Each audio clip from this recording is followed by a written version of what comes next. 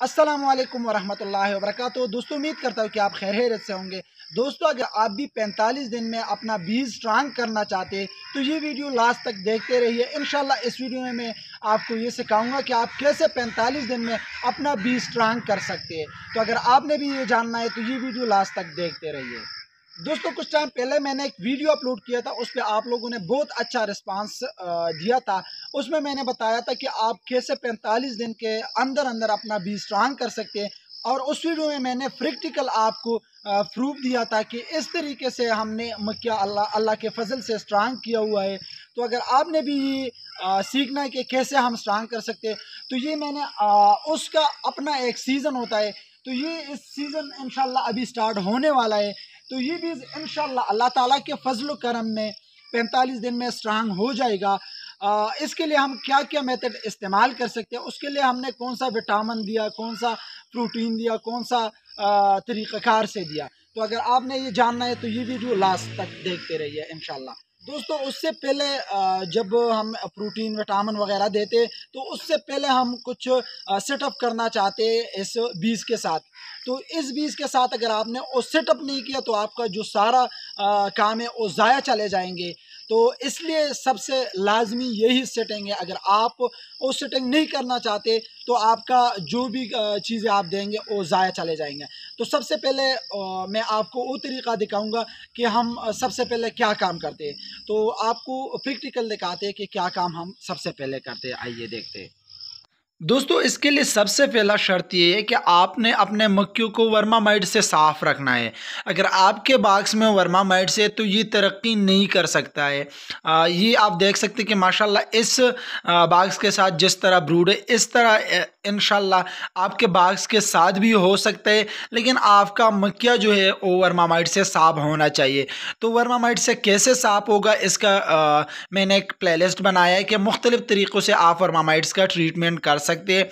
तो वो प्लेलिस्ट आप देख ले तो इंशाल्लाह आपका बीज भी वर्मामाइट से बिल्कुल साफ़ हो जाएंगे। ये आप देख सकते हैं कि आपका बाग जो है सबसे पहला वर्मामाइट से साफ़ हो। वर्मामाइट से साफ़ न हो तो ये तरक्की नहीं कर सकते। सबसे पहला जो काम है आपने ये करना है, और ये मैंने आपको बताया कि किस तरह आपने साफ़ रखना है, तो उसका लिंक मैं इंशाल्लाह दे दूंगा डिस्क्रिप्शन में भी और आई बटन में। दूसरा काम आपने ये करना है कि अपने बीज के साथ जितना भी सेल खुराकें शायद है वो आपने निकालना है, सफाई करना है। उसका रीज़न ये है, अगर आपके मक्खिया जो है वो गर्म इलाके में पड़ी है, अगर सर्द में तो इतना इशू नहीं है, लेकिन फिर भी आपके मक्खियों में खुराक कम से कम होना चाहिए। शायद जो है कम से कम इसका भी मैं आपको बता दूं कि इसका 2-3 फ़ायदे जो मैं आपको रिकमेंड करता हूं कि आपने कम खुराक रखना है। जितना भी सेल ब्रूड है, सेल खुराक है वो आपने निकालना है, ताकि आपके मक्खिया ज़्यादातर अंदर बैठ जाए।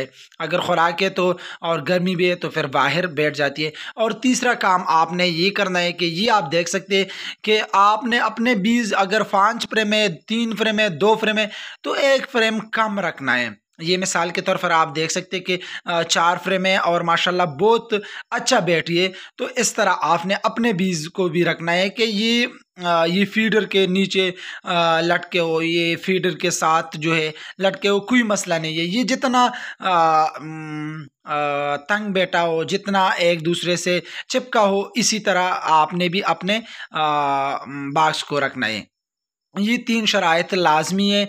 वर्मामाइट से साफ़ खुराक आपके बाक्स में बिल्कुल ना हो, खुला खुराक हो, सील खुराक इसके साथ ना हो। तीसरा ये कि आपने अपने बीज को बिल्कुल तंग रखना है, बिल्कुल क्लोज़ रखना है कि ये एक दूसरे के साथ चिपके हुए। ये एक बाक्स नहीं है कि मैंने ये एक ऐसा रखा है और बाकी को नहीं रखा है। ये आप देख सकते हैं माशाल्लाह कि हमारे सारे बाक्स इसी तरह बैठे और आपने भी इसी तरह बैठाना है। तो इंशाल्लाह अगला स्टेप में आपको ये पार्ट के शक्ल में आपको मैं अपलोड करूँगा कि क्योंकि एक वीडियो में बहुत बड़ा वीडियो बन सकता था, तो इसलिए ये काम आप अपने बीज के साथ कर ले।